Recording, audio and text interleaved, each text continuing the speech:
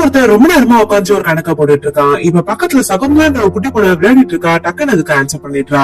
அதை கேக்குறவன் ஷாக் ஆகி இப்ப வேற ஒரு கஷ்டமான கொஸ்டின் எழுதி காட்டுறான். அந்த கொஸ்டினுக்கும் அந்த பொண்ணு டக்குன்னு ஆன்சர் பண்ணிடுறா. அதை பாக்குறவன் ஆச்சரியப்பட்டு இந்த பொண்ணை கூட்டிட்டு போய் அவங்க அப்பா கிட்ட விட்டு இந்த பொண்ணு கோடியில ஒரு பொண்ணு, பயங்கர இன்டெலிஜென்டான ஒரு பொண்ணுன்னு சொல்லிட்டு சொல்றான். அடுத்த நாளே சகுந்தலாவை ஸ்கூலுக்கு கூட்டு போயிட்டு அங்க இருக்க ஸ்டாஃப் கிட்ட மேத்ஸ்ல எந்த கொஸ்டின் கேட்டாலும் என் பொண்ணு கரெக்டா ஆன்சர் பண்ணுவான்னு சொல்லிட்டு அதை வச்சு அவரு நிறைய காசு சம்பாதிக்க ஆரம்பிக்கிறாரு. கொஞ்சம் வருஷம் கழிச்சு பார்த்தா சகுந்தலாவோட அக்கா இறந்து போயிடுறாங்க.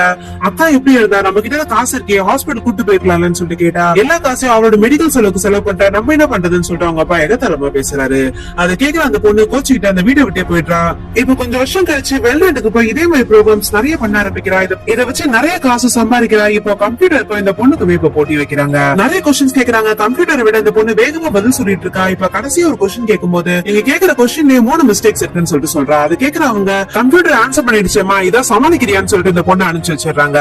இப்போ நிறைய எக்ஸ்பர்ட்ஸ் வச்சு இப்ப அந்த கொஸ்டினை செக் பண்ணி பாக்குறாங்க. பார்த்தா இந்த பொண்ணு சொன்னதுதான் கரெக்ட். அதனால இந்த பொண்ணுக்கு ஹியூமன் கம்ப்யூட்டர்னு ஒரு பேரை வச்சிடுறாங்க.